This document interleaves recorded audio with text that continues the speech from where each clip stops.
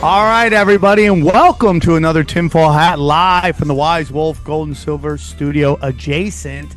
Just go to samtripoli.gold, use the promo code Tinfoil, and you too can get in on the Press Mails game for as little as $50 a month. Simple and easy. Very excited to have our next guest on. She's been on a couple times, and it's been a while since we had her on, so I'm glad we can make it happen again. She is a podcaster. She's one of my favorite guests we've ever had, and I'm very excited to have her back on. Please welcome Amy Belair. How are you? I am doing very well, and I'm really excited to be back here with you guys. Thank you for having me on again. Anytime, open door, Amy. For those who may not be familiar with your many, many appearances on the show, can you tell us a little bit about yourself and where our listeners can find you? Yeah, the easiest place to find me is at my podcast, which is called Third Eye Awakening, and it's all about spiritual and psychic awakening. It kind of approaches it through the lens of conspiracy because I don't really see how you can separate the two, especially right now. But I also do Akashic Records readings. I teach people how to access the Akashic Records, how to develop their psychic abilities, how to navigate this crazy fucking matrix that we find ourselves in. For sure, man. And it just seems to be getting crazier and crazier. Yeah. And it makes me wonder if they're either winning or they're getting desperate. Those are, Yeah, I think they're getting desperate. But like just the nature of their consciousness is that they will never, never, never surrender. Like they will never wave the white flag. So they're just ramping it up all the time to try and harness the inevitable energies of awakening ascension. Like even if you look at the astrology that's happening, right now, they are trying to harness the energies that the astrology is foretelling and use it towards their advantage. But it's a bigger game that's being played. It's bigger even than the elites.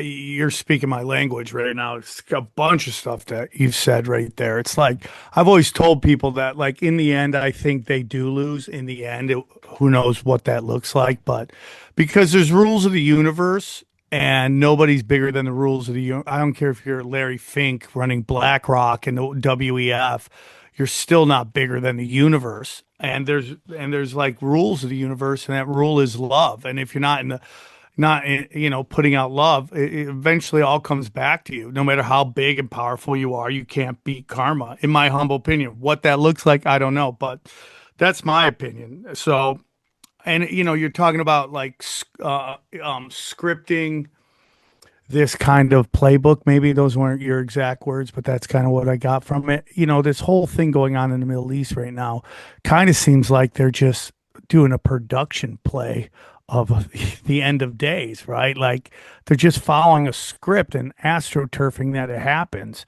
None of this is naturally happening. They're forcing it to happen to to get whatever ending they want, whether that's the Messiah or the Greater Israel Project or whatever that is. They're manufacturing this. None of this is naturally happening. Totally. It isn't naturally happening at all. And I take great issue with the sort of the message that we're continuously fed, which is that like all of this violence is just inherent within us. And this way of operating together in the world is just like the natural human default. It's not, it's manufactured, it's programmed into us. We are not inherently this way. It doesn't make sense for anybody to inherently be this way. It's a game of cooperation rather than competition. And that's why they'll always lose because their system that they're using is a self-limiting system. Like they will come to the bottom of it. That's what I think all the resets are, is when they get really close to the bottom, they try and like flip it over so they can continue to sort of stir up new energy for themselves to use Yes. and recycle it over and over. But I Yes. just I think that there is a point, as you were saying, that the universe and the multiverse, like the whole totality, is bigger than any of us, including the elites, including the ones who have deliberately maintained their connection to their their continuous soul memories, right? So they're playing a long arc story that they have intentionally interrupted for us. We're in the same story, but they've shortened our lifespans and increased the veil of amnesia that is sort of like cloaking our consciousness so that Whoa. We're just cycling over and over, looping in these tiny little incarnations, and we're not able to maintain a continuity of our consciousness and the wisdom that we have earned through those experiences. We have to start from scratch every single time, but they maintain the continuity. And they use all of that knowledge that they've occulted from us to basically manipulate us into manifesting on their behalf, like a literal hellscape that serves their self-serving, selfish, gluttonous, gross desires at our expense. Like they've turned us into both like the battery that they live off of, as well as the ones who maintain the simulation that we are in. You could call it that. That's crazy. That's totally on point too. I mean, I agree with all that. They've shortened our lives. They make it so even let's not even say uh life to life, the passing of knowledge from life to life. Let's just say generational to generational. Hmm. They are consistently flipping every what we're learning so that the older generation cannot tell the younger generation anything, like pass on any knowledge. Yeah. So, what my daughter thinks is important, what I think is important are two totally different things. That's why they're getting rid of all these statues. That's why they're creating all these different holidays representing different things because it's a totally different skills data point, data set. And you can't pass on to your kids, like even on the smallest levels of the Little Mermaid being white and black. Yeah. It's like if you're talking to your kid as a mermaid being white and she thinks the mermaid is black, there's a disconnect there. And it's Yeah. very hard for them to take anything you say serious after that point because they see it totally different. And that is done on purpose while the elites are passing on knowledge from generation to generation to generation. And also, I mean, I can't, this is unfounded, but I think that there's that they are like body hopping too. I don't think they're only cloning. I just they their whole thing is they don't want to die.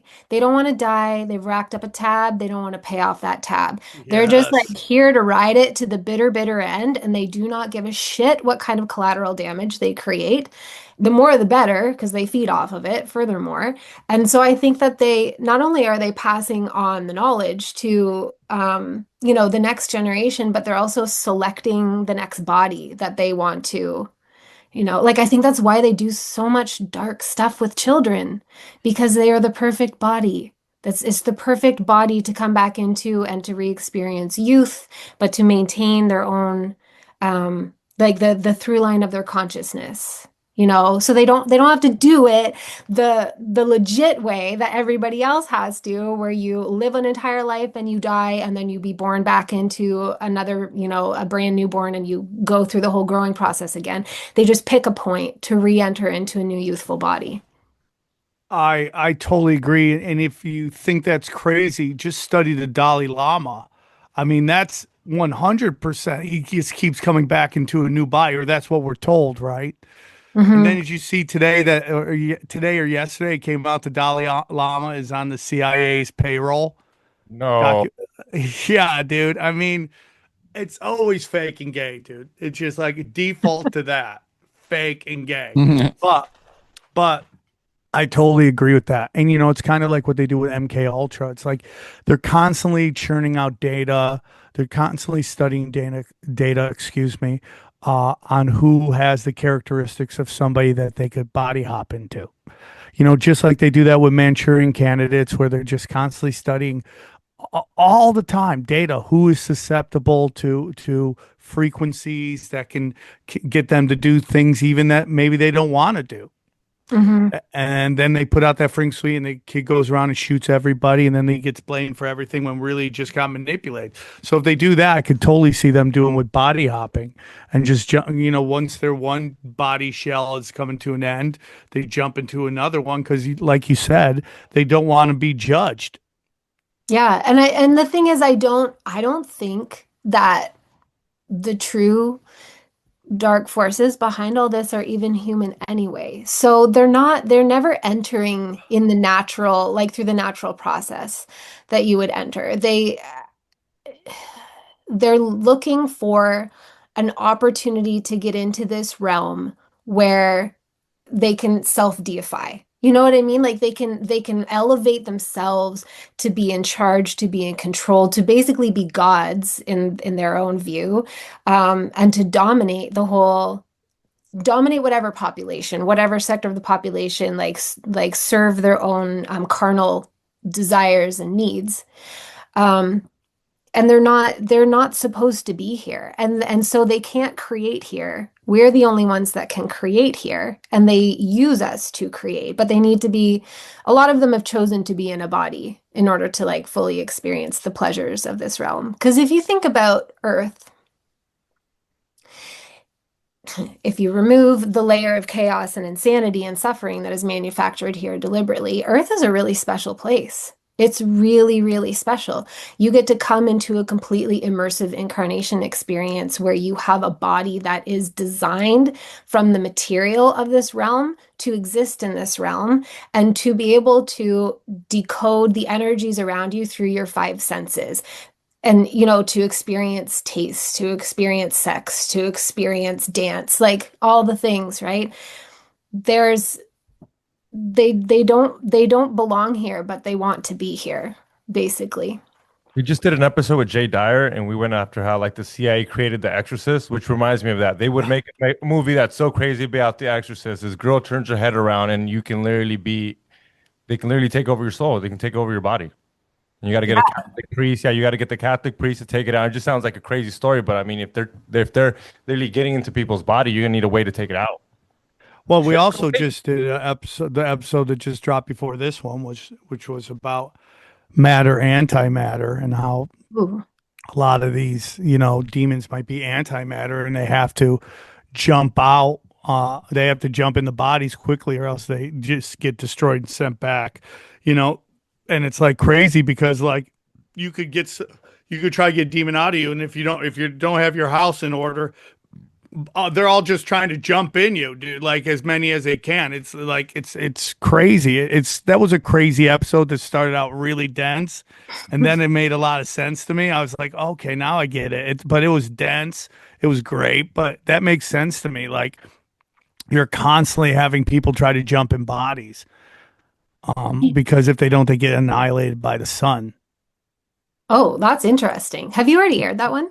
No, it's airing today. After we get done recording this, I'll put it out. It's super dense, but it's great, and it makes sense to me. Like, why is all the hauntings at night? Why does Dracula not like sun? All that stuff is about just sunlight destroys the antimatter. It was very deep, but it fits in exactly what you're talking about, which is body jumping. Well, and what is sunlight? I mean, I don't want to put words in this guest's mouth. I'm very excited to listen to that episode, but you had a guest on a while ago, and I can't remember his name, but it was such a good episode where he was kind of talking about like all of this on a philosophical level, and he was talking about the solar, like what the sun is, and I resonate with what he's saying so much, as the sun sort of representing the oversoul logos, the oversoul deity of the collective. You could call it the Christ consciousness without trying to go into like religious or political, avenues, but I like love that. the elevated consciousness that is our true essence. Like, I really believe that we're not inherently violent by nature, but we're obviously capable of violence. Obviously, I would never deny that. But we're not inherently violent. We are inherently good. That's actually what we are created of. And so when you were just saying that about the matter and the antimatter and the sunlight, it's like this, the sun is that Christ consciousness, that exalted, elevated consciousness, and the return of everything that we actually are when you strip away all the trauma and all the programming, which comes back to what you were saying earlier about it truly being love. Like, love is literally the way out of here. It's I couldn't literally the agree way out of more. this matrix. I couldn't agree more. And it kind of gets into this thing with, when I work with people in recovery and stuff like that, and I talk about abundance versus scarcity, it's like that's everything. It's like give it away, it comes back, tenfold. And I really do believe that wholeheartedly. I give tons of examples of where I've given people money, and then like a week later I get that tenfold back.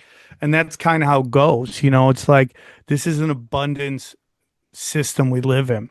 And we've had scarcity shoved down our throats since we were kids. There's only so many jobs, there's only so many resources, there's only so many opportunities, and it's just total bullshit. There's enough to go around forever, but they live in scarcity. They create scarcity so that they could dominate. Yeah. And it doesn't need to get into that. I wanted to get into one of your talking points real quick, Okay. which is the false matrix versus the organic matrix. And the reason I want to bring that up is because this is something I've been talking about for a long time. And it goes back to like my belief that everything you hate in the world is funded by the central bank system, the Federal Reserve. They are funding, um, they're funding the false reality and projecting against God's reality. And I've been saying that forever. All these things that you go, whoa, that doesn't make sense. And that is the moment that you're dealing with the false reality. When you have to sit there and think, oh, okay, well, I don't think that makes sense. That's a false reality. Trans using women's bathrooms, right? Trans in sports, all this crazy stuff that we see constantly that we're like, that doesn't really make any sense to me.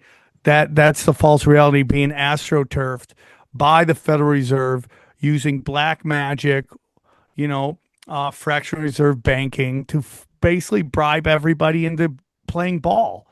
And that's it everywhere. All the wars, all the, all the ridiculous social movements, cultural movements. I mean, all of our culture is completely and utterly astroturfed. Like what is real? What is real? The feminism, CIA, uh, uh, hip hop, CIA, the hippie movement, CIA. I mean, we can just keep going down. It's all CIA. All of it is just completely astroturfed, and it's like that's what I'm talking about. They're projecting a false reality. They're projecting an anti-God reality on everything, anti-nature. That's what they're doing right there. So, what are your thoughts on like the real matrix versus the organic matrix, the organic matrix versus false matrix? Yeah, well, I want to give a shout out to Mark Steves actually, because he and I shared a conversation back in 2021, I think, and there was just something that he said that like unlocked that ability to see the difference between these two matrix layers for me. Which is why I love having these conversations because they just we activate and unlock our Yes. consciousness collectively. None of us has the Yes. complete answer, but we're piecing the puzzle together. What I see is like this realm. So sometimes I'll call it an organic simulation because in a lot of ways it is a simulation, just meaning that we know our bodies are temporary. Like we know this experience is temporary. And it is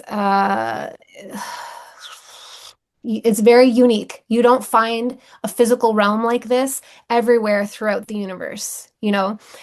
So this organic simulation, meaning it's not artificial intelligence, it's not computer programmed, it is a function of the whole multidimensional construct and the consciousness and the vibrational decoding abilities of the beings that live here. So human beings, other intelligent beings, animals, like everything that interacts with this bandwidth of vibration.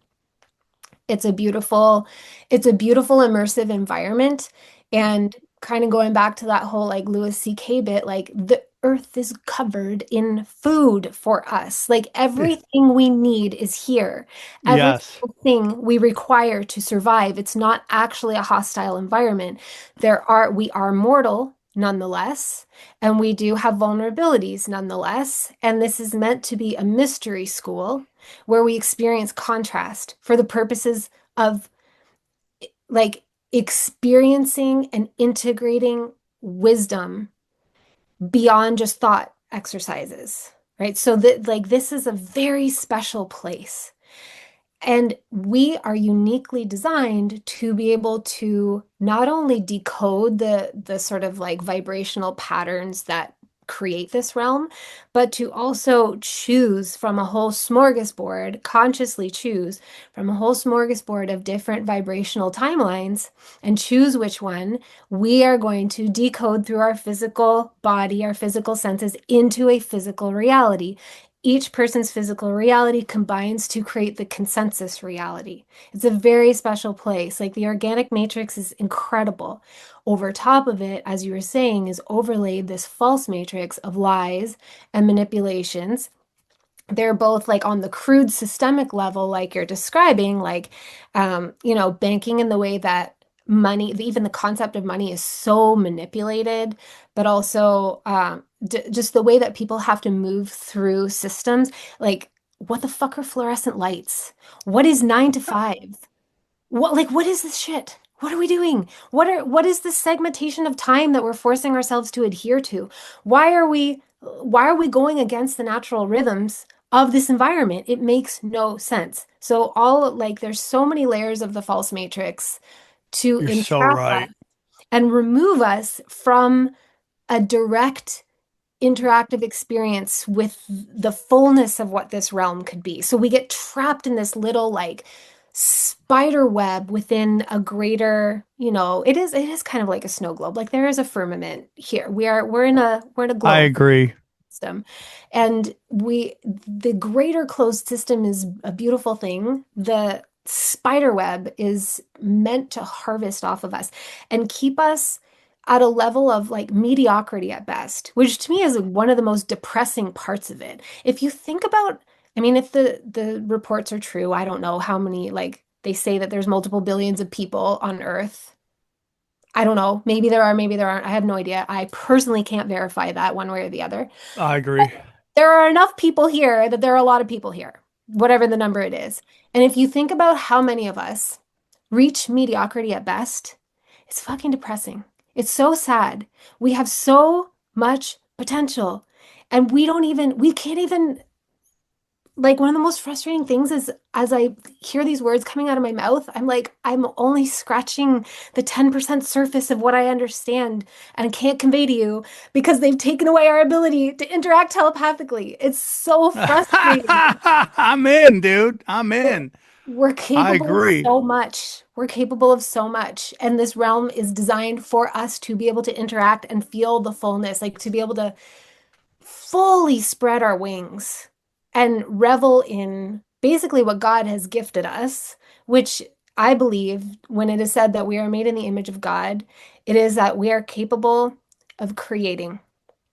We are not the supreme creator, but we are an important part in the creation process. We can choose which timeline. So, kind of back to your point about abundance versus scarcity, this realm is like this whole universe is a universe of more. It only operates on more. There is no such thing as less.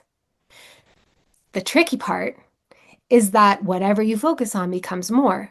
So if a scary thought such as scarcity is implanted in us, and then there are events that manufacture a perceived experience of scarcity that we experience as trauma and we embed it in our DNA and we pass it down generationally in the stories in our worldview, we will believe that scarcity is true and we will focus our attention on scarcity and create more scarcity. Not because it is an absolute truth, but because that's how we work. That's how we work. We are the ones who are manifesting. We are choosing in every moment what we're giving our attention to, and that thing is becoming more. And as it becomes more and more and more, we start to decode it through our senses, and we manifest actual experiences that reflect it back to us. But we don't realize that's what we're doing. So we just think we're just like helpless victims in a crazy, uncertain world. But I mean, that's why they feed us so much shit through their like visual propaganda, like in our entertainment media and our news media and our music, like all they feed us the things that they want to plant in the fertile soil of our psyche so that we Yes. then believe it and we perceive it and decode it and it becomes manifested. And then we just think this is reality and it's all that's possible. It's all that there is. And meanwhile, they're harvesting off of our energy while we reach mediocrity at best. I totally agree. Hey guys, real quick, I want to tell you about our good friends at divinelawmasterclass.com. Listen, all right, my fellow conspiracy realists, pay close attention because what I'm about to share with you might be the most important shift you ever make in how you protect your family, your mission, your money in this collapsing clown world. There's a free online event called Divine Law Masterclass, and if you're an entrepreneur, creator, or anyone who builds something that actually matters, you need to be there. Why? Because your LLC, your trust, your contract, they're just paper in a Babylon filing cabinet.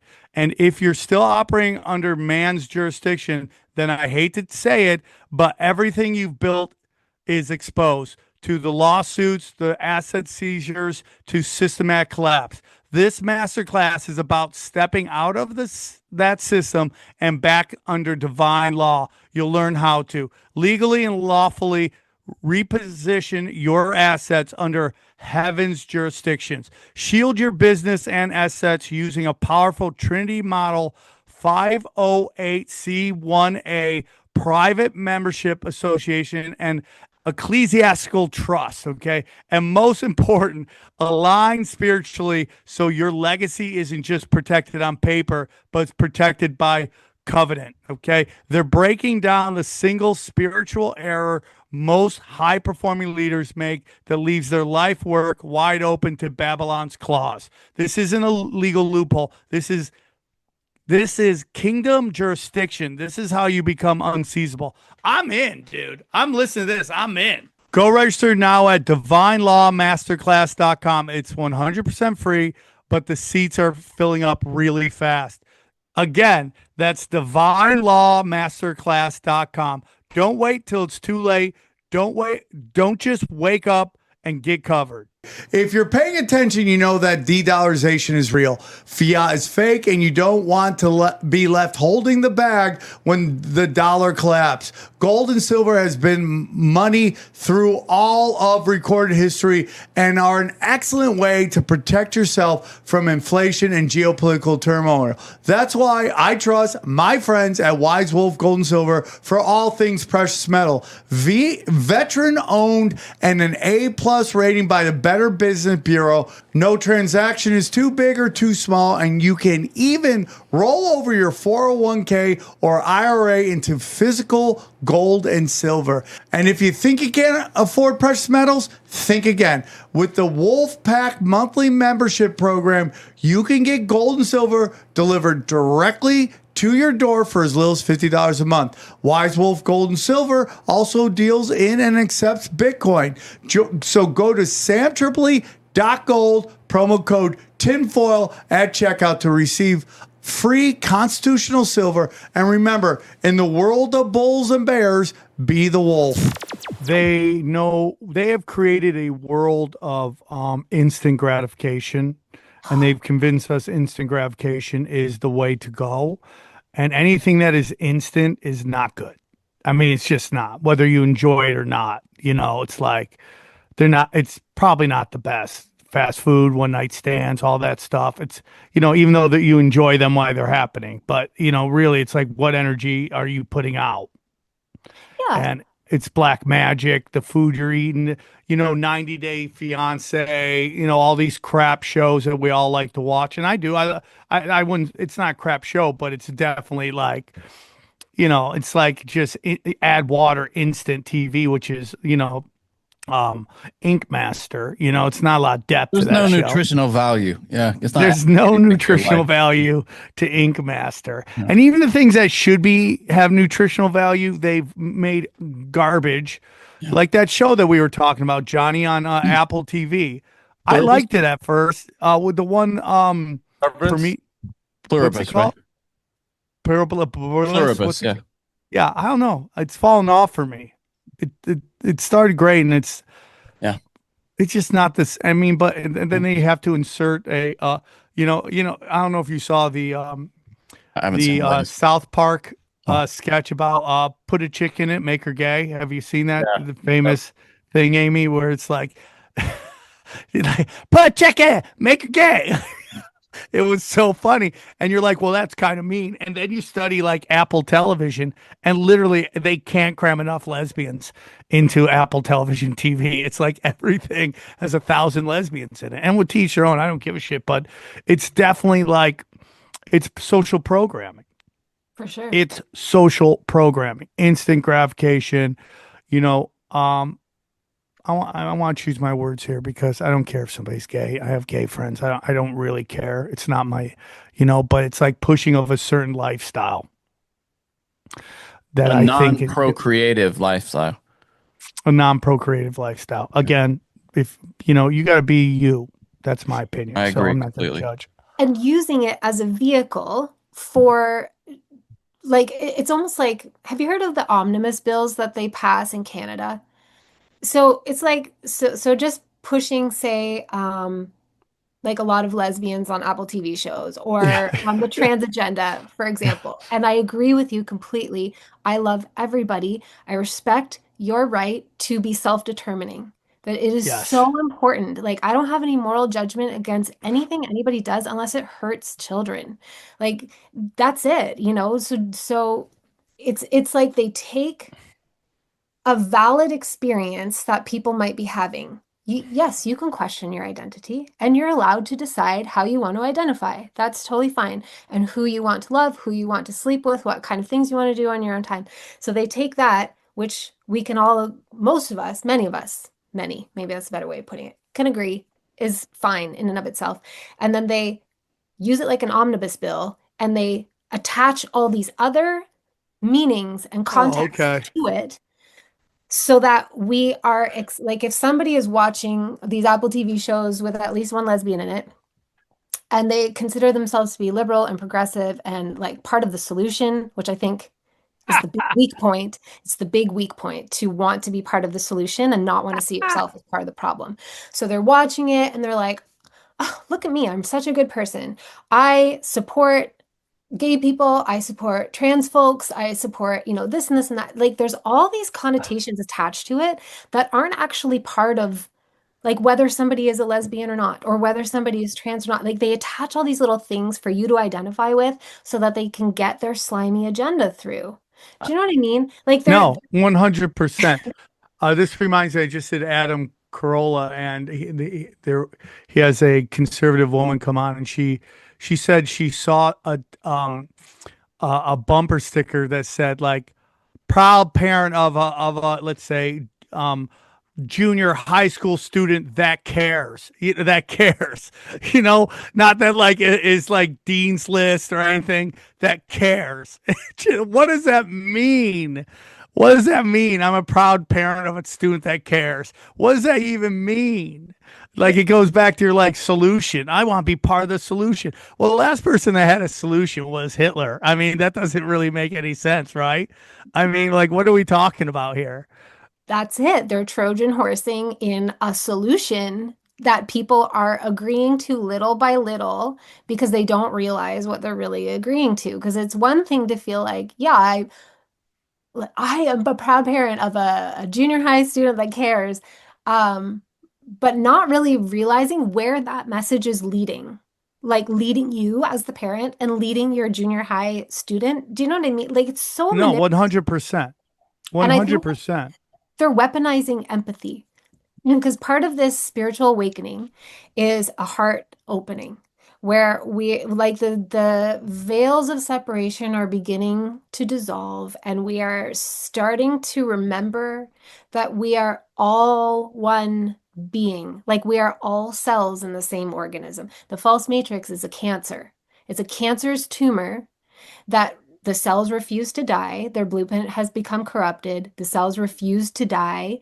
And they start hijacking all the resources, all the capillary networks, to take away energy from the healthy cells and to feed the constant growth of this cancerous tumor. But we're still all cells in one organism. And we're starting to remember that. And we're starting to have this like empathic softening and opening where we naturally feel more grace and compassion for each other, but without the context, the intellectual context to be able to navigate the intensity of suddenly having a lot of empathy. And so there's this like, the false matrix has designed a really brilliant solution, which is like, here, ally yourself with these political views to help you feel like you can channel all that empathic energy rather than turning it inward and dissolving the walls and the barriers and the separation and the self-judging and the like, working on the forgiveness that you have to find for yourself and then extending that to others, working on like healing and accepting the parts of yourself that you've been rejecting and then extending that to others. They make it like something outside of you, so you feel very, very vulnerable because suddenly Yes. you have a lot of empathy, but you don't know how to contextualize it. It's fucking uncomfortable. And then they're blasting images of Palestine at you all the time, which is just one of many images, like very, very distressing images that are being blasted at empathic people who just ultimately want to be good people and want to see peace in the world. And then they're offering the solution that if you identify this way politically, or you consider yourself an ally or give your support to this group or that group, that's all that's needed. Like that's how to channel this energy. But those are just surface level, sort of like, it's like a way of abdicating your own responsibility in a way. Do you know what I mean? Like, what, good for you. You have a child that cares. That's great. What one would hope. But like, why are you What does that broadcasting that on even your mean, though? sticker? What does that even mean that he And you, Also, how cares? does a kid feel? Like, you know Yeah. what I mean? That's embarrassing. Like, what? Yeah. Oh, okay. Hey, dude, I hear you care, you bitch. so Right? I mean, embarrassed. The poor kid. like, what are you doing?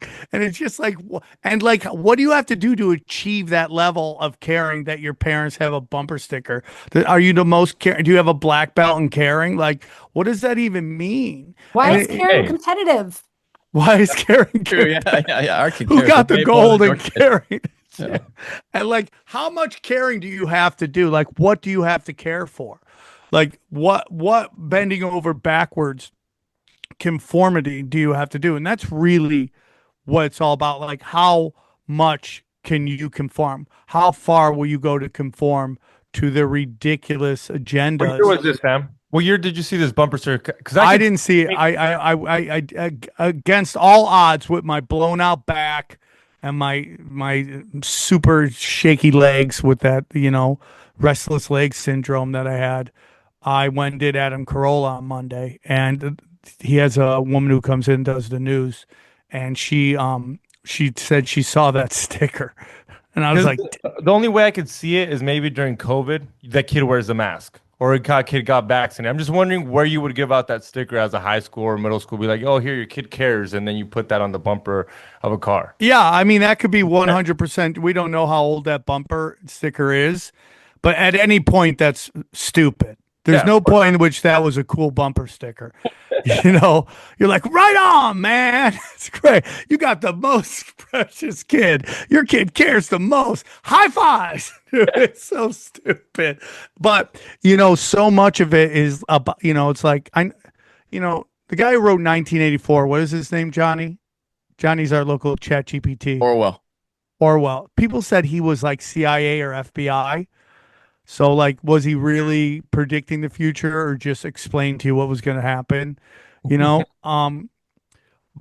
he talks about, and I never get the quote completely right, but it's basically, getting you not to believe your eyes, your ears, or the wisdom of your experiences is like their most essential command, and that's kind of what the progressive movement is about, is like getting you not to believe your eyes, your ears, or the wisdom of your experiences.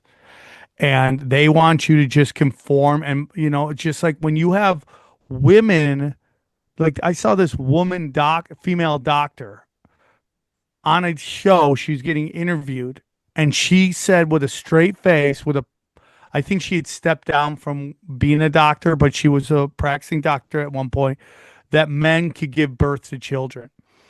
And you go, that's the dumbest shit I've ever heard in my life, you know? And you go, why is she on television? Why are there people who called out COVID that got ran into the dark realms? But here's a woman who is saying the most obviously stupid shit with a straight face because she conforms. It's all about pushing this conformity. And it's also about always putting you in a state of high anxiety. And that's really a big part of the dark arts is, we've had many guests come on our show and talk about how the human animal is the only animal that is constantly in fight and flight all the time, 24/7. And no other animal does that. When an animal has a threat, it runs, it's in flight. And then when um, that threat is gone, it calms down. Not the human animal. The human animal is constantly being bombarded with things that crank up their anxiety all the time, which is a giant depopulation agenda. Women, it's harder for women to have children or get pregnant when they're in high anxiety. It's just a fact. So it's all of this is exactly what you're talking about. It is, and just think about how powerful the progressive infection is that, and I'm an old school liberal. Like progressives like flew right past me a long time ago, way down there. There's people on the right that think I'm a crazy person because I say I'm an old school liberal, but to me that's just in the middle common sense. Live and let live. Whatever you want to do in your house with consenting adults, as long as you're not hurting people, and particularly children, I don't give a shit. But in public spaces, we're all going to be civil. That's what we've gotten away from, civility. Everyone chill out. Don't bring your bullshit to the fucking food court at the mall. Chill out. That's where I'm at. Um, you know, but it's just, what was I talking about? I just forgot where I was going with that, but it was pretty deep. But the point, that the progressivism is so powerful that it gets people to go against their own primal urges, their own primal directives. It's like feminism with women having babies. The way, the mindset, the throwing in of chemicals with all these all these medications that women are taking. I mean, the way you see women talk about children, I never saw that way back in the day. It's like Inception. It's like they did. You know how the idea of Inception was that if you can get them to think they came up with the idea, that it's that much more powerful. And they've really done that with an entire generation, made them really feel like it's not in their best interests to. But the way women talk about children, yeah, like it's like an anchor, yeah, like a career not anchor. only anchor, but just like nasty. It's like I've never seen that before. It's so against what females have been about since the dawn of time. It's crazy to me. So you have this mindset and then these chemicals just working together. It's just crazy to me, dude. But Well, it's so strong. they've been playing the long game with this. Like again, we're all journeying together through a long arc story, a very long arc story. Like this isn't new. This is just where we are. Like this is where the pin is in the timeline. But they've been seeding us with this for so long and implanting these thoughts with these programs like the example you're offering of women speaking so just against their nature about children, which regardless of whether you want to have children or not, like I don't everybody can decide. It's a very personal big deal Right, decision. right, It definitely right. changes your life. So I'm also not saying that everybody should have children, but why would humans talk about children in negative ways? Like it's so anti-nature. It's so bizarre. It's all anti-nature. They Yeah. embed these little seeds of thoughts within us, and then they fertilize those thoughts with trauma. So if you kind of look back at, like, I think what you're describing about the way that women are currently, a lot of women are speaking about children is a natural extension of the way that women have spoken about men. And the reason that women have spoken about men is because we have existed in for a long time in an artificially constructed and imposed system called patriarchy. I do not believe that men are the source of patriarchy. I do not believe that men just decided one day to be fucking assholes and to like view women and children as property and just like dominate. I think this is all given to us. I think it's the way that they work is they elevate one group and they debase another group, and they make it look like the group that is elevated is the one debasing and oppressing the group that is debased, and they cause us to infight constantly all the time, so that we start turning inwards on ourselves and sort of like cannibalizing ourselves into to the point now where, as you're saying, like women are speaking in really vile ways about children, about the idea of having children, that like children are some kind of a curse, but it's layered on top of true lived experience of like domestic slavery, or like these things are real. Like the things that people have lived through is real, but I just think it's all manufactured so that human beings are not in connection with our divinity and the divine order of things.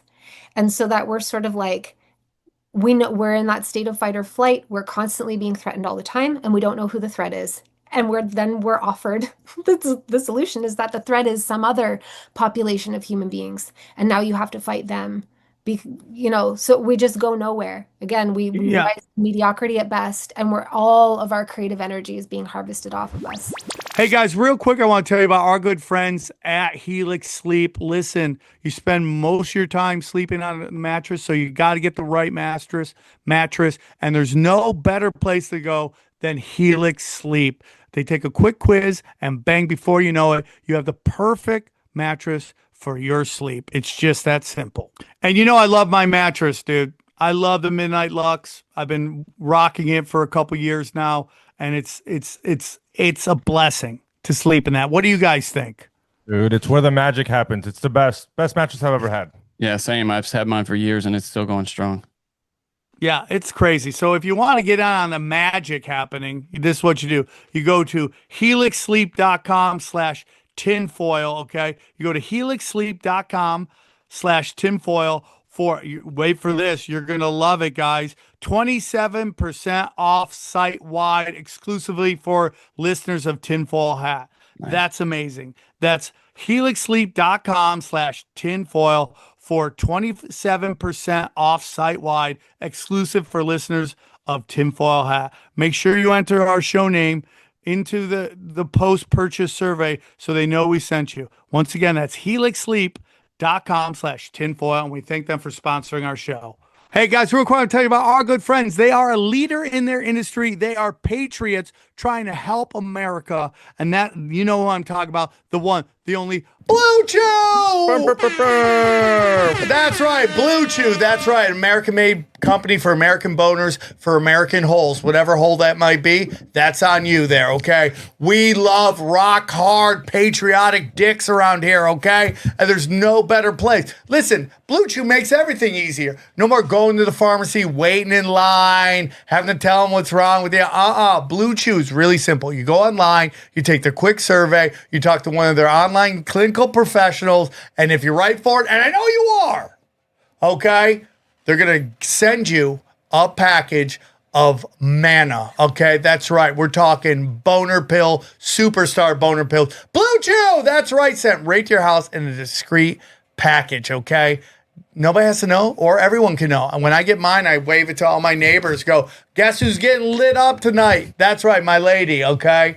And it's got all the ingredients of all the other ones for a fraction of the price. There's no better choice if you're looking for just that Ginsu hard dick, okay? If your lady, you want to give her something to talk about, rocker with a blue chew dick. And if you're into dudes, go have a good time. So here's what we're going to do. Guys, okay, this isn't about performance. This is about legacy, okay? Or third leg legacy. I wish I was that hung to have a third leg, okay? I'm stumpy. All right. Give her group chat something to talk about, a little rock hard dick to speak about. Okay. You know, when you lay it down, they're talking about how you get it up. Nothing makes you more of a legend than a little Blue Chew. Discover your options at bluechew.com. And we've got a special deal for our listeners. As always, get your first month of Blue Chew free. Just use the promo code TINFOIL at checkout and pay only $5 for shipping. Simple. Done. Okay. Join Blue Chew's mission to upgrade humanity one thrust at a time. Head to bluechew.com for details and safety info. And guess what? We thank them. All of us say thank you. Thank you, please. They say thank you. Thank you so much, Blue Chew. Thank you, Blue Chew, for sponsoring the show. I think one of the craziest things ever done is the convincing women that, like, there's things that men do and there's things that women do, right? And, you know, and not saying that they are set and you have to do them or anything like that, but traditional roles, we'll call them. And what, you know, feminism and culture wars have done is convince women that what the men do is the desirable traits and objectives, and that what the women do is slavery and, you know, demeaning.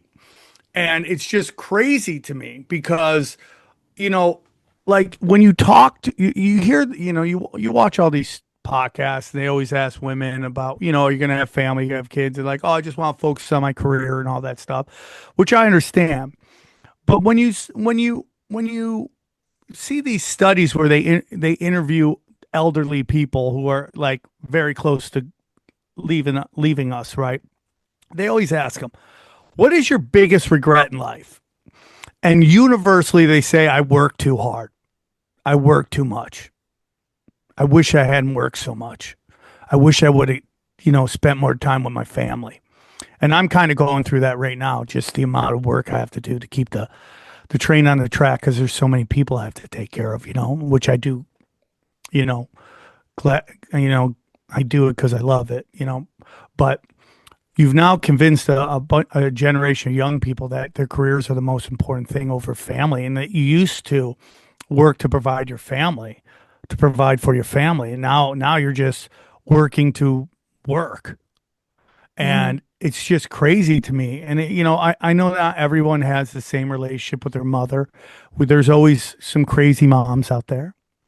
But for the most part, everyone loves their mother. You know, everyone is just so thankful for the kindness that moms have shown them and what they did, you know, and they always love their mom. You know, you don't appreciate your father till you're older, you know, because your dad had to be the discipline. He had to bring the discipline. You know, you don't realize till you get older into the workforce, so you realize what your dad had to deal with. And then you're like, okay, I get it now. Thank you, Dad. But mom is like love from the beginning. She's always there for you. She's always taking care of you. And just the way people look at motherhood now is so insane to me. You know, it's just crazy now. If you're blessed that, you know, one person makes enough money that someone can stay home, that's a blessing. That's a real blessing. I mean, I don't know. You're a woman. Maybe I'm wrong on that, but to be able to, I'm not saying you are a stay-at-home mom or anything like that, but, you know, the question is like, is that slavery to be able to be a stay-at-home mom? I mean, I can't speak for anybody else, but I'm a stay-at-home mom in the sense that I decided to start this business and start this journey. And so it means I get to work from home. And I do send my kids to a Montessori school 5 days a week, because sometimes I need a break too. So, but I like there have been a Moms lot need of breaks. times. Moms need breaks. Yeah, and there have been a lot of times over the last few years where I've found myself in the same situation as you, Sam, because I haven't managed my money well in my younger years. So I didn't set myself up to be able to stop working when I had kids. And I mean, I like the domestic arts, you could call them. I like cooking, I like cleaning, I like keeping a nice house. Domestic I like arts. I love that, I dude. like doing Did you that come up stuff. with that? That's great. I like doing that stuff, and that's just me. And I'm not saying everybody should because I do, but I like doing it. And having children is the greatest blessing. But I'll say, like, my dad, sadly, my dad died suddenly in July. He Oh, I'm just, sorry to hear that. yeah, and it's, like dad and mom, they matter. Family, our connections of love are everything. Like, love is fucking everything. And the present moment with the love you have and the blessings you have is everything. And that is the way out of this insane matrix. And I am really fortunate because I had spent the 5 days, my dad's 5 last days of life with him, and I didn't know. I had no idea. I just had this intuitive sense for the whole first 6 months of the year that I had to slow down, even if it meant making less money, like a lot less money, not knowing how I was, necessarily going to pay all the bills, but just trusting they would get paid. And I had to slow down and I had to prioritize what really matters rather than prioritizing money. And one of the choices I made was to go hang out with my parents for 5 days while they were looking after my niece and nephew. And I took my kids too. And we had an amazing time together. It was so much fun. And when I said goodbye to my dad at noon on the Friday, I had no idea that the next time I would see him would be his dead body on a gurney in a hospital room at 7:30 the next morning. And Wow. I'm so grateful that I listened to that intuitive sense that I had inside, that the money isn't as important, and it'll get itself figured out, but that being with the people I love is what is important, and that's the organic matrix. The money programs we're running on are so messed up, and they are so deeply ingrained and so connected to lived experiences, but manufactured lived experiences of scarcity, that they pull us out of the present moment, and that's all we ever have is right now. Like, this moment that I get to share with the three of you is it's such a blessing. It's such a gift. This conversation is such a huge gift. And we take the present moment so for granted. We take our opportunity to connect with people that we love, that we get along with, that we care about, even strangers. We take it for granted as though there's something outside of us to chase, because that's what we're constantly being fed. But really, at the end of the day, like you were saying with the old people, like when you get to the end and you don't have much time left, like chasing money or carving out like something big for yourself in your career, those kind of things don't mean as much as the opportunity to just sit and be with somebody that you care about.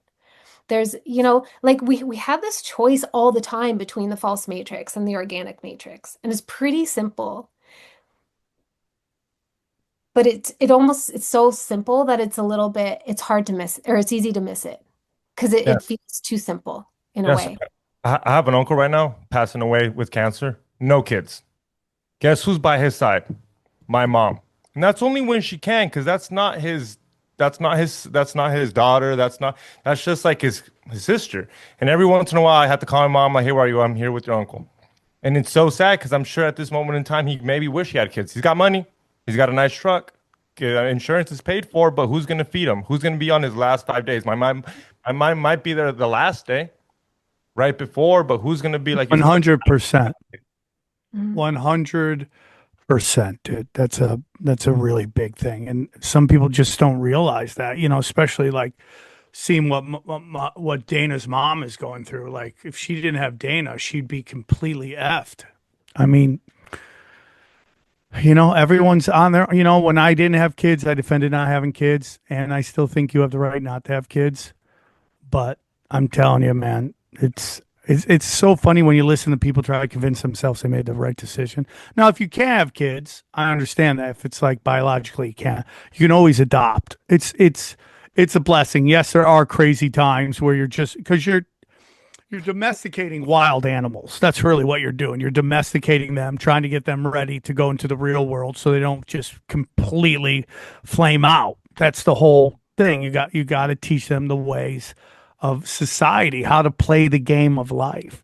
And that's part of the blessing. Like the other day, we were reading a book with my daughter and she was just crushing it. And it was like so amazing to like not have to go through and help her spell it out and then sound it out. And she was just like, bang, bang, bang, bang, bang. I was like, Dana was watching. We were blown away. It was like so cool when you see these little moments and you get robbed of those things.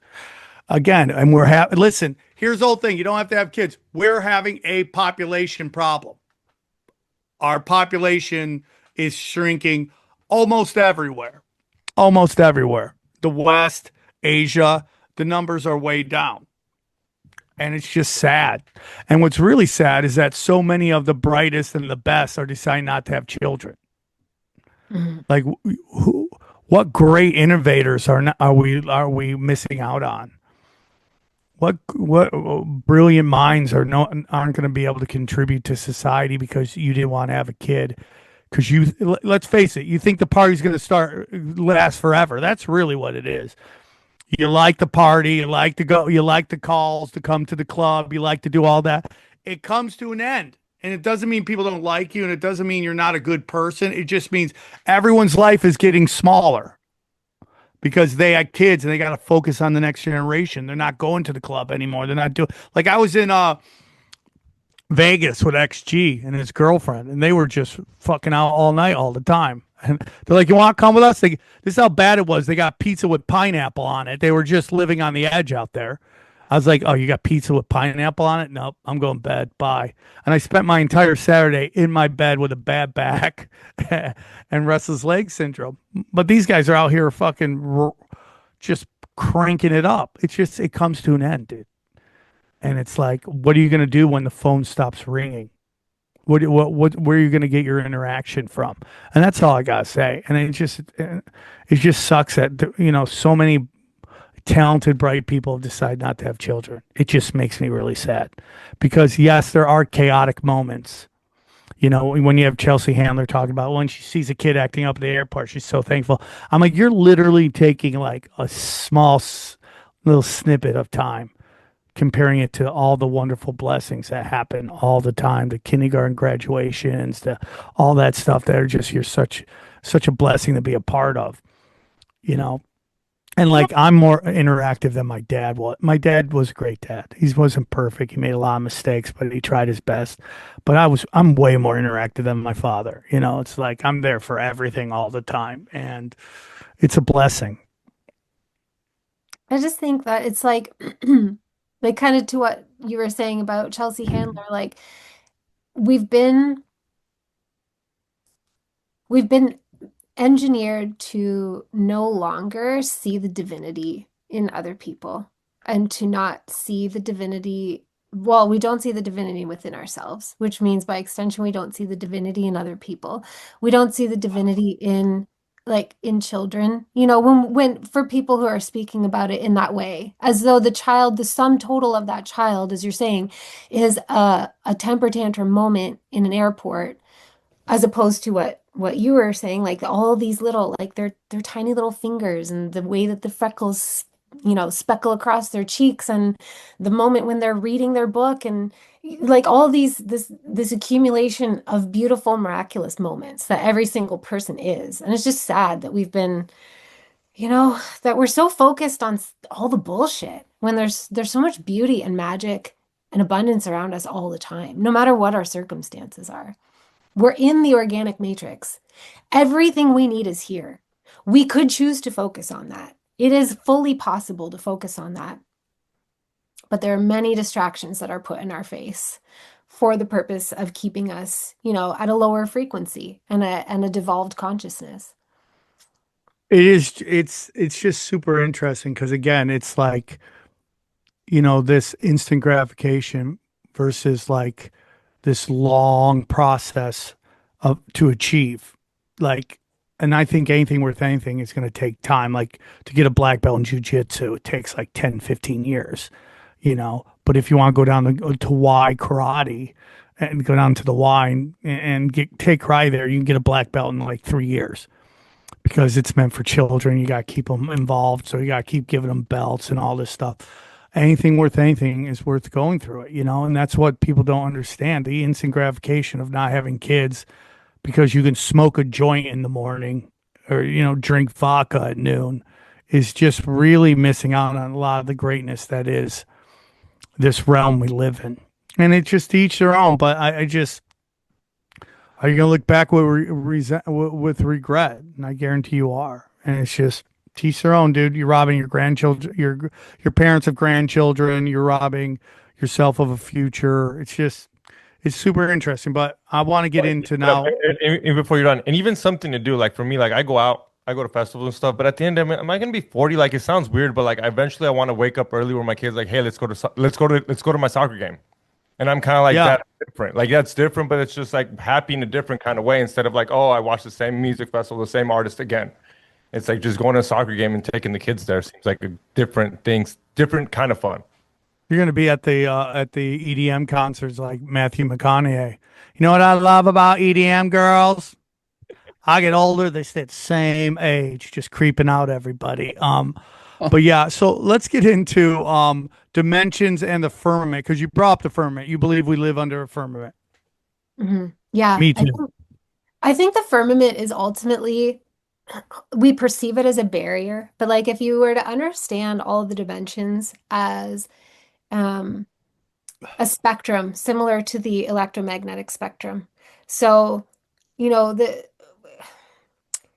in the electromagnetic spectrum, it's like a continuum of electromagnetic waves, right? And they go on the one end from being like very, very long stretched out waves to on the other end being very short, compressed waves. And we see in the tiny little sliver that is the visible light spectrum. And even within that tiny little sliver, it's the difference in the wavelengths that determines whether we see it as red or orange or yellow or green or blue or indigo or violet, whatever. So our ability as human beings to detect those wavelengths is what determines the firmament. The firmament, I don't believe that it is a real solid, we experience it kind of as solid, but it's not necessarily a real solid, impermeable surface. It's almost like the outside of the bubble of the electromagnetic spectrum of the dimensions that we are able to um, decode and exist within. And yet the spectrum continues on either side of that barrier. I believe that part of this awakening and ascension experience is that more of our consciousness is coming on board, which allows us to go beyond the third and fourth dimension and into, well, it's said in sort of like the spiritual world, it's said like into the fifth dimension, but you, as soon as you get through the fourth dimension into the fifth dimension, you get access to all of them. They're all there. They're all there. Like we're surrounded by it all the time. We're just limited to what we can actually decode here, if that makes sense. So the firmament is the experience of separation that comes from the level of consciousness that we have where we're really immersed in this realm and we believe in this realm. And the dark entities, whatever the archons, they can't get out of here. So the firmament is more solid to them than it is to us because they can't get Oh, beyond that's that interesting. separation. So we're capable of going beyond the separation. The way you do it is to start to drop into your heart and be in heart consciousness. That shifts and expands the frequencies that you're able to detect and decode. So as you shift into heart consciousness, you almost like it's almost like passing through the mirror. Like the surface of the mirror becomes like a plasma rather than a solid thing. I got you. Yeah. You pass through it and like all of it's almost like waking up from a nightmare. Like all of these fragments of your own consciousness start to come back online and you basically like man, it's so hard to have this conversation when I don't have like 50 podcast episodes behind me to lay the foundation. It's it's like you the barrier was never real. it was like a glass ceiling. Like when they're talking about the glass ceiling and trying to get through, they're trying to cheat. They're trying to get there without having to go through the heart. They want out of here without having to pay the tab. To the payment at the gate of this firmament is the reconciliation of all the shit that you have ever done here and all of the damage that you've ever created, as well as the assimilation of all of the wisdom that you've earned through your experiences. It's like it all consolidates. It's no longer fragmented. It all comes back to you. You have this massive enlightenment moment, and then you're no longer trapped here. And you can move, like I believe our bodies even extend beyond this vibration. It's just that we've been they need to keep us here in this closed system where their battery, where their food source, they've separated themselves from the greater source that sustains all of us, which is love. I know it sounds like so cheesy and kumbaya, but there's a reason it sounds cheesy and kumbaya. It's because it's the truth. And they don't want us to know that. They want it to sound cheesy and like hippie bullshit. But that love, like I was, talking about with those moments with my dad, those are the things that sustain us. That's the real thing that nourishes you on all levels. They have separated themselves from that. They don't experience it at all.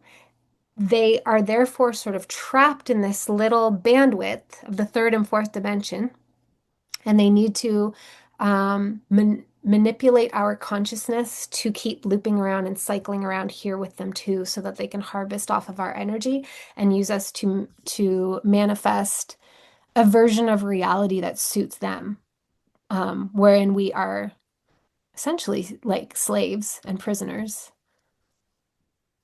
I agree. I totally agree with all that. That's a very interesting take on the firmament with it's solid to them.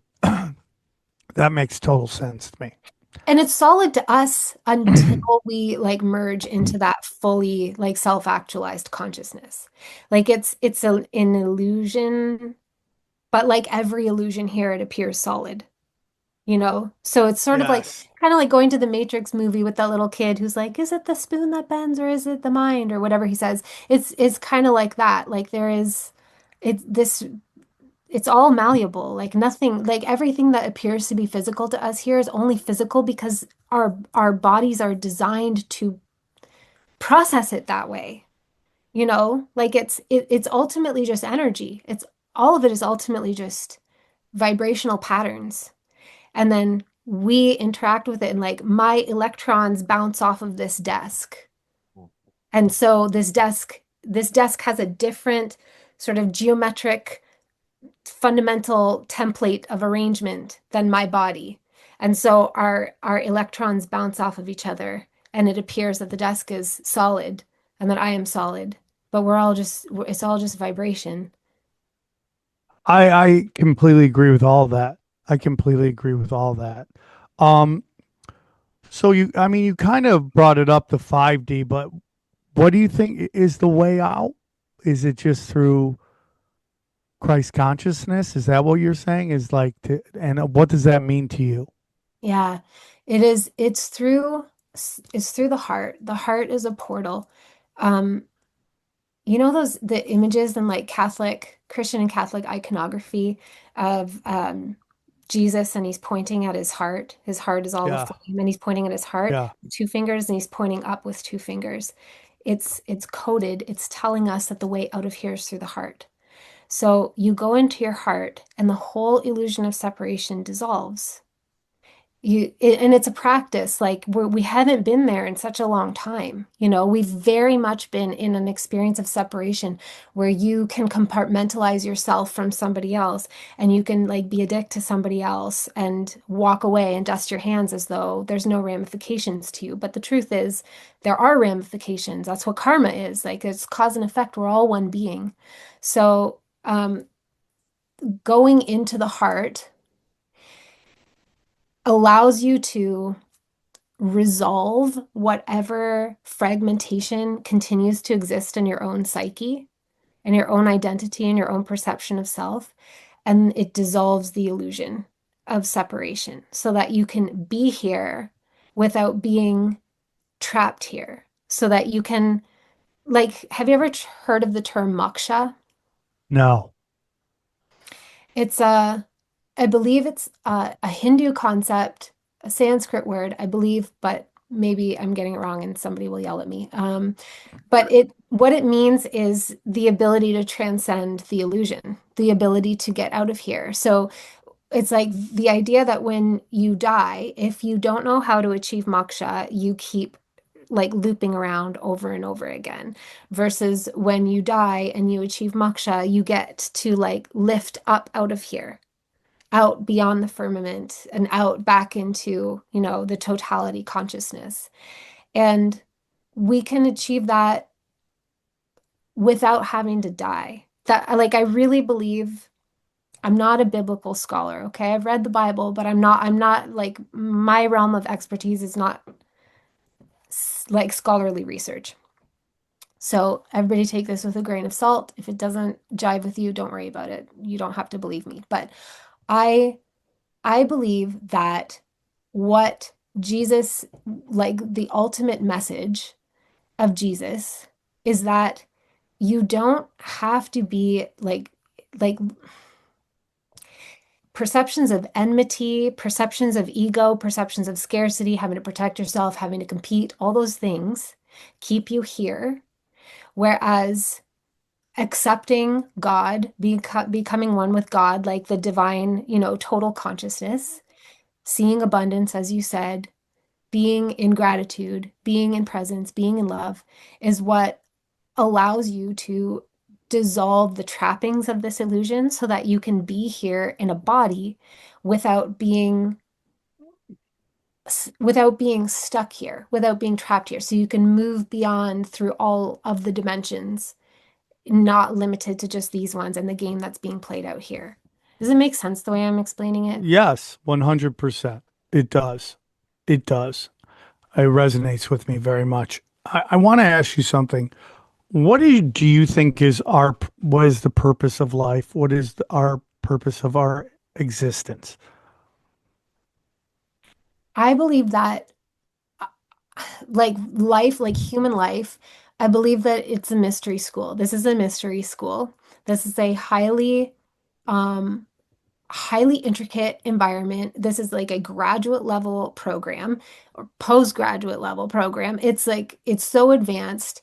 You come here, you have a mortal body, you have a temporary experience. It's very immersive. There is a natural degree of amnesia that comes with it. So you don't remember everything. You don't remember every answer when you come here. There's a challenge. It's like deciding to come into a game, but the game isn't meant to be like horrifically violent and to create like all kinds of unnecessary suffering. But there will be contrast where we do experience like the grief of somebody dying, or we experience, whatever, like falling off a cliff and then you become a paraplegic and your whole entire identity has to shift. Like there is contrast here, but it's a place for us to ultimately contemplate the deeper mysteries of this reality and what it means to be a consciousness at all, an individual conscious self. It's so wild. Like, what a trip. I think I'm Amy. You think you're Sam. You think you're Johnny. You think you're XG. That's crazy. Like, it's such a wild thing that we're experiencing here. It's like a prolonged hallucination, and we're supposed to acquire wisdom. I believe that's what we're doing here. And then on sort of like a more specific to this time level, I believe that a lot of us have come here to have these conversations and to, as I said, piece together the puzzle through these conversations and re-assimilate the fragments of our consciousness that have been like exploded and scattered, so that we can remember who we are, remember that the exit portal is through our own individual hearts. We can't be responsible for anybody else's ascension journey. We can literally only go through our own hearts and find forgiveness and find compassion and find grace for ourselves and by extension others, and become a vibration that matches the the edge of the firmament so that we just blend with it and right on through it. I believe that so many of us are here to work together towards a collective goal of enlightenment, to sort of tip the scales in favor of the ascension, um, as opposed to the dark actors, the archons, the elite who are here to tip the scales in favor of a reset. Oh, that reminds me of like what is it? What they call that? The flame. The what's that flame when you meet someone you've already met, deja vu, all that stuff where you've already lived it Twin once. flame. Yeah, twin flame. Yeah, I feel like when you meet someone that's a twin flame, where like you just met for like 3 months and you like they're like best friends, where it just reminds me of that like deja vu. You come back, but you don't memorize everything. You're here to learn lessons that you haven't already learned. Yeah, totally. So is our role, what's the main role? Being a battery for the archons, or is it more to be learn life lessons until maybe our heart is so light, it's lighter than a feather? Yeah, yes, that's it. That's the real reason. We're being used as batteries for the archons, but that's not why we exist. That's not our purpose. That's just how we're being used right now because we're so unconscious of this process, and unconscious of the manipulations. But yeah, we're here to, I love that way. I think it's the ancient Egyptian way of seeing it, right? Is like your heart becomes lighter than a feather. Yeah, you get judged. Yeah, you're not, all that means is like you're not burdened by the unmetabolized experiences and traumas and perceptions and stories like that you lived through, right? So the goal is to live an entire life to its fullest, which will mean something different for everybody. It's not, the goal isn't to live a completely pious and virtuous life. The goal is to live life, to live it and feel it and be in it, but to cultivate increasing lucidity within that experience so that it's not weighing you down. So you're not dying with a grudge against somebody or like, to be able to sit with your regrets and honor them. Like we all have regrets. I don't think it's possible to live and not have at least one regret at the Right. end. But like, how do you hold that regret so it doesn't weigh you down, so you don't loop back around to have to live it out another life and go through it all again? How do you metabolize all of it so that you can achieve moksha and exit this Is realm? that related to that? I've heard it described in various belief systems as kind of a leap out of your body. You like at the end, you're trying to see how high you can ascend. Is that the same concept? I mean, it's like in George Harrison has a song about how high can you leap, and it's talking about at that moment of death. You know, what do you think that? Because I know, I mean, in the Eastern religions, they believe that you kind of had to train for that moment of death. Do you know what I mean? Yeah. Yeah, by through meditation and things like that. Do you think that that's something maybe we lose in the West also? This idea of preparing ourselves for that moment or do you think it's maybe less and more important kind of what you do in life and less emphasis on the actual death moment? I think that I do feel like we lose that sense of like preparation and sort of like I think that's part of a mystery school, like a true like a good mystery school, not one where like knowledge is withheld, but where we understand and we can hold reverence for this whole incarnation experience. Like what a fucking gift we're given. What a gift. What a gift this life is. And to be able to see it as such and prepare ourselves with the understanding that it all always comes to an end. Like that is the final destination in an incarnation for all of us, and that there is something beyond it. And how can we orient ourselves to be able to take that leap when the time comes? And then part of that process will include like, our deeds and our acts in this life, but also I don't think the purpose is to be perfect. I don't even think that's a possible state to like in a moment we might be able to achieve perfection, but we can't sustain it. It's not a reasonable goal. The goal is to be a flawed, imperfect human who has free will, but to be so lucid and present in the experience that like we can take all of it and turn it into like pure gold rather than the burdens, the leaden burdens of like grudges and victim consciousness and entitlement and instant gratification and like why didn't it work this way for me? And I say this as somebody who's very human and has those very human reactions as well. And is also subject to the manipulations and the programming of the false matrix. Like I'm pulling those weeds out of my own consciousness all the time. There's a old saying in recovery, which is resentment is taking poison, trying to get back at somebody else, drinking Mm. poison to get back at somebody else. And that's what resentments are. And I can't tell you how many times I've had these resentments that have just driven me only to find out there's no real reason to have that resentment. Hmm. And it's just like, let it go, let it go, let it go. You win some, you lose some. Don't focus on the losses. Don't get too lost in the wins. And just know this too shall pass. And that's the way to live your life. It's like it's not always going to go your way. It's not always going to be perfect. Sometimes you're going to be the best. Sometimes your best isn't good enough. You just have to go with the flow. It's for me, it's not really the results that matter. It's the journey, right? It's the journey is everything. When you talk to comedians, ones who are way bigger than me, have done way more than I have. When you talk to them about comedy, they tend to want to talk about the old days when they were grinding and doing open mics and playing crazy gigs. It's very rarely a discussion about Madison Square Garden because it's the process. And it's also this kind of crazy thing that, if you really want to understand how important the process is, how many of these kind of like Nepo baby CIA plants make up fake stories about how hard they had it back in the day, not telling you how much of a, trust fund kid they are. It's like Lana Del Rey's like, I was prostituting myself. And then you find out her father was a billionaire, or Jules like, I had to sleep in my car. You're like, yeah, one day maybe because you were being stubborn, right? It's just, it's the whole, I've only heard one person ever say how easy they had it. That was Jack Black. And then you find out his like parents worked in like NASA and rocket propulsion and all that stuff. It's like it's really crazy to me, but it's the process and you have to enjoy the process. And with process comes losses and hurt and pain, and you have to digest it. Like I always tell new people in recovery, it's like the universe warns you and then it shows you. Like it's going to warn you a couple times you're going down the wrong path.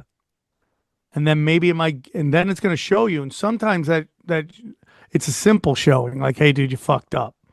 And sometimes it's a really bad one, and you're not going to come back from it. It's like I have a friend of mine. He's a good friend. His baby's mama's son got drunk and killed 3 people in a car crash. And it's like I guarantee you that wasn't the first time he had driven drunk, and first time he wasn't warned that it was a stupid thing to do. And now he has to spend most of his life in jail now because he didn't hear the warnings of the universe saying, don't do this. And that's the key to life is, again, being open-minded to what the universe is telling you. And going back to our discussion earlier about people being on so many drugs, they work against their own best interest. It's called suicidal empathy. It's like when you vote against your best interest. We just saw that in New York City. We see that all the time in California. They just vote against their best interest. Like, get rid of the cops, empty the jails. You're like, what are you, stupid? And then they, like 2 weeks later, they're complaining about crime is everywhere. It's like suicidal empathy. That's it. But it's like they're putting you on so many drugs right now to kind of numb you out to the universe talking to you. I really do believe anxiety, depression, anger, all that stuff is the universe talking to you, trying to tell you you're not on the correct path of your life. You're going the wrong way. And then instead of listening to the universe, people try to numb themselves out so they can continue down the path that the universe doesn't want them on. Mm-hmm. Totally. That's kind of how I see everything going, dude. It's kind of crazy, dude. It's it's like you got to keep shit simple, man. The simpler it is, the easier it is. The more you try to just just try to crank it up, like in just in your life with dating and partying and doing whatever it is to get successful. It always comes back and catches you, dude. It always bites you in the ass every time. And one thing I learned earlier is that, like, if someone does you wrong, it's like very easy to take it personal. But what I've learned in life is that if they're doing that to you, they're probably doing it to everybody, and it's most likely a drive-by. And you caught a rando bullet. But it will all come out in the wash. If they're doing that to everybody, it will eventually catch up with you. If you're not walking the path of kindness and showing love to everybody, it will catch up with you eventually. And it may not be you, it may be your children, it may be your family members. I mean, look at all these super elites and how fucked up their kids are. Yeah. Well, I mean, I think that's because they pass the buck to their kids. Like it's so that mentality is so like toxic to the extreme. It's like the extreme ego. The ego that is completely unchecked and out of control. The self that is like, I'll just pass it down. I'll kick the can down to my kids so they can deal with it rather than, dealing with it, Yep, metabolizing yep, myself. yep, yep. I had a friend, I talked to him about that. About, like, I forget what it was. It was something about economic plans or something like that. I forget the exact discussion, but it was about, like, it's going to do incredible damage to future generations. He's like, well, is it going to do anything else now? I go, probably not. He goes, well, I don't care. I'm like, dude, that's such a fucking narcissistic, selfish view of how to operate in this realm. Yeah, it totally is. And it's like the crazy thing is really like we are our children. We are each other. The idea that this is the only time right now and that, like we don't have to deal with the ramifications later on is just like just total self-delusion. Yeah. Each and every one of us at some point, we do have to sort of like, you know, be judged, like experience that judgment. And I don't think it's sort of like, God as a person is going to judge us. It's more like it's almost like the dream. This is a crazy, like, hyper vivid fever dream of some higher consciousness. And Yes. we're all characters in that dream. Well, Yeah. someday, at some point, that dream is going to end. That dreamer is going to awaken. And it's like, as all that consciousness reassimilates, every little tiny bit that any of us has ever done, like that's what the Akashic records are. It's just holding the record of all that. It Oh, exists. It goes damn. on and on and on and on and on forever. And it's all going to reassimilate. And we will all have to sort of like face the accumulation of everything that we have ever participated in and everything that we have created. And so we might as well just get on with the process right now and just get real with ourselves right now and start being like truly good to each other, not just voting for socialism because you don't understand what socialism actually means and what Yeah. they're truly trying to sell you, and then telling or giving up your like frappuccino at Starbucks because you're boycotting Jews because Palestine. Like those things don't make you a good person. That none of that is meaningful. What's meaningful is like reconciling your shit inside of yourself and then acting newly from there, from that reconciliation. I agree, Amy. I agree. Great episode, man. Wonderful episode. Thank you so much. Amy, it was great to have you on. You have an open door anytime. I love our conversations. This is like an old school tinfoil hat. We've had a couple lately, and I love these episodes. I think these are important. We could always talk about what's wrong with the world, but we need to also discuss how to fix ourselves so we don't get lost in the false matrix. So I Yeah. think this is a great one. So one more time, Amy, tell them where they can find you. Yeah, the easiest place to find me is at Third Eye Awakening Podcast. You can find my website, amybelair.com, and I have a new free masterclass called Fuck the False Matrix. If anybody wants to check it out, it's totally free, and I just go like really deep into how the whole thing works and how to get out of it. Thank you Amy, so it was much for having great. me, guys. I'm sorry about your dad passing. That's sad to hear. We love Thanks. you very much. You have an open door to come on any other time, and we appreciate you. Let's break down the episode. All right, what'd you guys think about Amy Belair? This game great. zero vibes. Remember your podcast Zero? That's exactly what I felt. Yeah, that's why I discovered her. She came She's on the not show. the first woman to give you zero vibes. Actually, you know. That's so true, dude. That's so true, dude. So funny. She's great, man. You know, it's such a, both this episode and the episode we're putting out after are just like, how deep does the realm go? Like, how deep, how layered is it? If you're fighting over Republicans and Democrats, you're just doing basic bitch shit. Yeah. It's basic bitch shit. You lost. Yeah. It's so deep. There's so many like layers of deceit and treason and just satanic worship. It's just like so dark. And they're just running psyop after psyop after psyop on us, right? Totally. Hey guys, if you go to samtripoli.com, you can find my dates for my shows. I got Minneapolis coming up. Then we got New Year's Eve at the Dojo of Comedy. And then Word War Debate is coming together nicely. Our lineup should be out very soon. It's going to be fire. So we're very excited. Just go to samtripoli.com to grab all those. And that is January 10th. If you go to my website, all my dates are there. All my fire is there. Go down. When I can, I'm putting out 3 episodes a week on my premium content. Quick, easy, fun, hard-hitting, current event stuff. That's where you find that. Johnny, talk about Cash Daddies. Yeah, Howie is.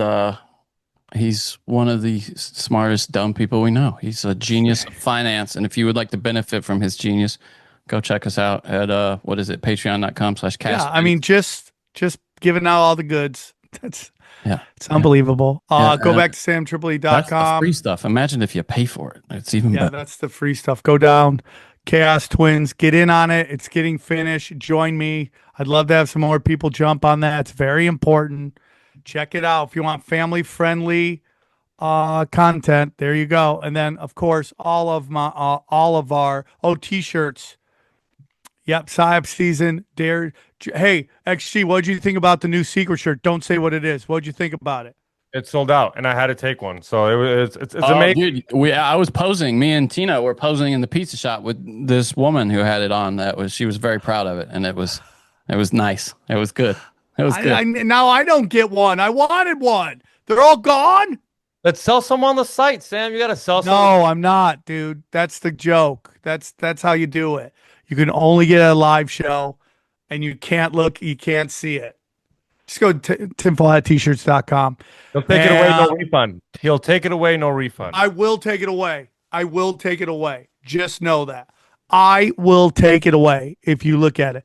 Gold and silver, Mineral King. We love you guys. Aquacure, Hydrogen Brown Gas, Harley Rays, Crystals, our good friends at Chemical Free Body. We love them very much. You know, we love them. And then EMF Rocks. And talk about Brain Supreme. Woo woo! Go get him. It's week on, so go get him.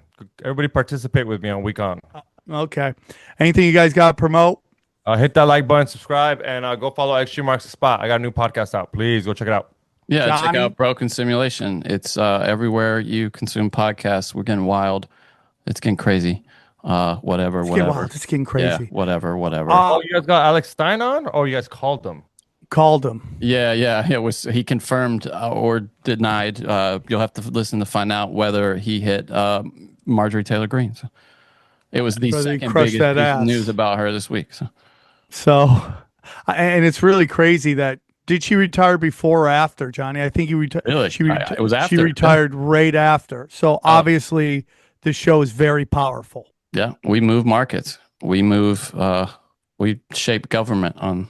Broken. Yeah, Amy Belair said something very interesting. She said a lot of interesting things, but the one thing was about the firmament. Like maybe we can pass through it, but they can't. That's interesting to me. I agree. Right? That kind of solves a lot of problems, especially if you're one of those space nerds like Johnny, who's like, space is real. I love it. Well, what about the firmament? Well, now you can go. We can go through it. They can't. They can't. Yeah. So that's about it. Anything else, guys? I thought it was a absolutely wonderful episode. Amy has an open door to come back anytime. She drops bombs. Truth bombs. I wish I could do a longer breakdown, guys, but I've had, we didn't do cash days yet this week, didn't do doom scrolling. My back is jacked. It's fucked up my sleep schedule. So I'm really sorry about this. So I love you all very much.